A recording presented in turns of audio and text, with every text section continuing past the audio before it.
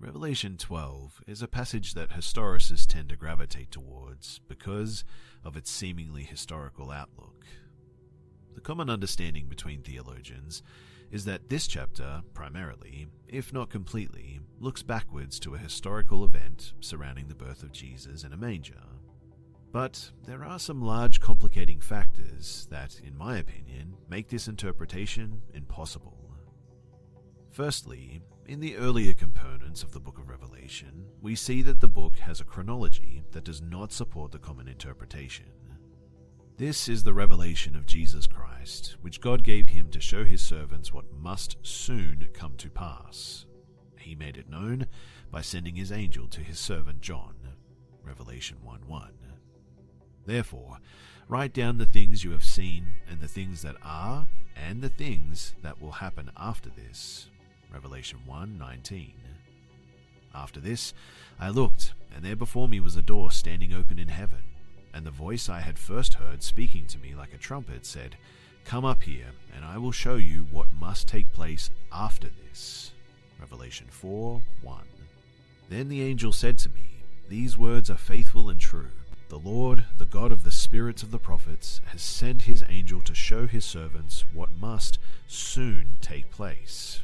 Revelation 22:6. Behold, I am coming soon. Blessed is the one who keeps the words of prophecy in this book. Revelation 22:7. Then he told me, "Do not seal up the words of prophecy in this book, because the time is near." Revelation 22:10. These passages provide readers of the book of Revelation with a clear understanding as to when the book of Revelation turns from things that are to things that will happen after this. The book of Revelation is primarily a prophetic book, that is, it looks to the future for fulfillment, and not the past. And the cutoff point is located at Revelation 4:1. It is at this point within the book that the reader is informed that we now are stepping away from what is to what will be. This is significant because at no point within the book of Revelation, beyond this point, barring the final conclusion of the book of course, there are no indications that readers are expected to see any component as historical. In fact, the exact opposite is true. The book of Revelation makes it clear that from Revelation 4:1 right up to the conclusion, everything spoken of within is yet to arrive, or future from when the book was penned. This makes the common interpretation of Revelation 12, that being the historical event of Jesus being born in a manger, simply impossible. Secondly, if Revelation 12 has occurred and the war in heaven has taken place, then this has a rather unfortunate implication, mainly that Satan has been pushed down to the earth. And with the earth being the Lord's footstool, Isaiah 66:1, Matthew 5:35, Acts 7:49, this necessarily suggests that the enemies of Jesus have already become his footstool. As Hebrew 10 states, and since that time he waits for his enemies to be made his footstool. And other scriptures affirm that Jesus sits at the right hand of the Father until his enemies are made a footstool for his feet. Matthew 22:44, Hebrews 1-13. So, if Satan was pushed to the earth, that is, the very footstool of God, when Jesus was born, and if Christ has been elevated to the right hand of the Father at his ascension, then this creates a conundrum. First, the enemies of Jesus become his footstool the very moment that he arrived to sit at the right hand of the Father. And two, this necessarily means that Jesus no longer sits at the right hand of the Father and has returned. This is because the scriptures clearly teach that it is at the return of Jesus that his enemies become his footstool. Thirdly, the timing of the woman's departure in Revelation 12 for 1,260 days once again speaks to the future aspect of these verses.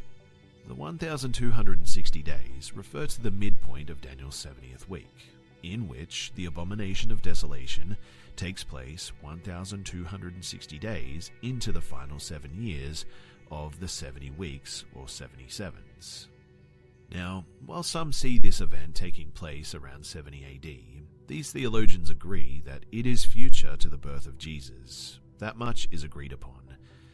And while I disagree with the 70 AD interpretation myself, with theologians recognizing that the abomination of desolation is future to the birth of Jesus, it is highly relevant that the cause for the woman's departure in Revelation 12 is synonymous with Christ's call for Judeans to flee at the time of the abomination of desolation in Matthew 24. This flight from Judea at the abomination of desolation is one and the same with the woman who flees into the wilderness for 1,260 days. And with the chronology within Revelation 12 remaining an unbroken one, that is, first the child is born, then there is a war in heaven, then the dragon is pushed to the earth, and finally the woman who had the child is pursued but is delivered on eagle's wings into the wilderness for 1,260 days. All of this highlights that the birth of the child takes place sometime around the midpoint of Daniel's 70th week, just after the abomination of desolation takes place. And so, it is impossible for this child to be referring to Jesus' birth 2,000 years ago. Now, the question remains though, if Revelation 12 does not refer to the birth of Jesus, and if it does not speak of the destruction of Jerusalem in 70 AD, you can read more about that in my blog too, link in the description below. Then, what does it refer to? The Son being born here refers to the resurrection and transformation of the living Christians at the time that Jesus returns, being born or given their immortal bodies. Two primary components of Revelation 12 demonstrate as much too. First, the child is said to rule all the nations with an iron scepter, Revelation 12:5. This is one of the promises given to the seven churches upon the return of Jesus, Revelation 2:27. And secondly, the child is said to be snatched up to God's throne. The term snatched up is the term harpazo, which is the term from which believers derive the doctrine of the rapture. The Son, therefore, are believers who are immortalized or born and then are raptured away to heaven to protect them from Satan. And this is also reflected in the wider repetitive nature of the book of Revelation. I have detailed exactly how the book of Revelation should be consumed in other videos, but suffice it to say that Revelation 12 is a moment of reflection of what has just taken place. As I outline in my book, The Man Who Cried Dragon, Seal 6 is when Jesus returns to resurrect, transform, and rapture his people away. And then, immediately after this, we see the trumpet judgments unfold.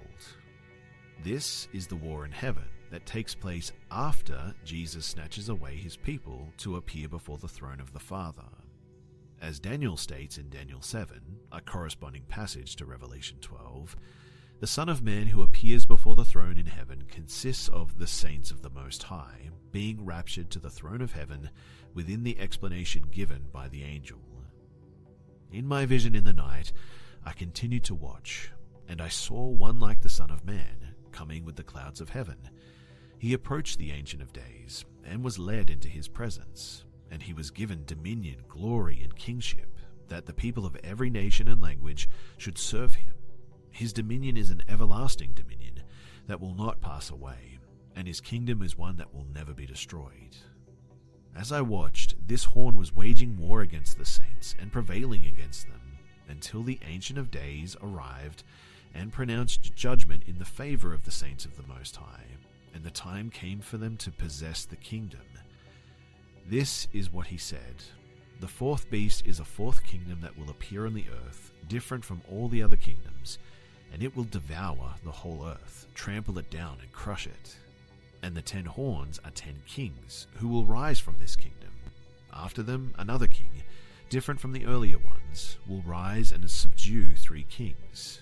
He will speak out against the Most High, and oppress the saints of the Most High, intending to change the appointed times and laws, and the saints will be given into his hand for a time, and a times, and half a time. But the court will convene, and his dominion will be taken away and completely destroyed forever. Then the sovereignty, dominion, and greatness of the kingdoms under all of heaven will be given to the people. the saints of the Most High. His kingdom will be an everlasting kingdom, and all rulers will serve and obey him.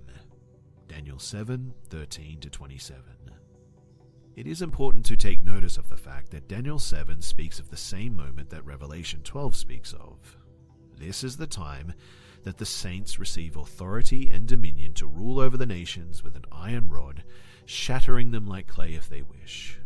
And here in Daniel 7, we are informed that the Son of Man is more than just Jesus. As the explanation given by the angel for the Son of Man outlines, the Son of Man are the saints, with Jesus as the head and believers as the body, which is why, at the very end of Daniel 7, the dominion that is given to the saints of the Most High is also expressed in the singular His. His kingdom, that is, the Son of Man's kingdom, who are the saints, will be an everlasting kingdom, and all rulers will serve and obey him. Young's literal translation really helps demonstrate this point. And the kingdom and the dominion, even the greatness of the kingdom under the whole heavens, is given to the people, the saints of the Most High.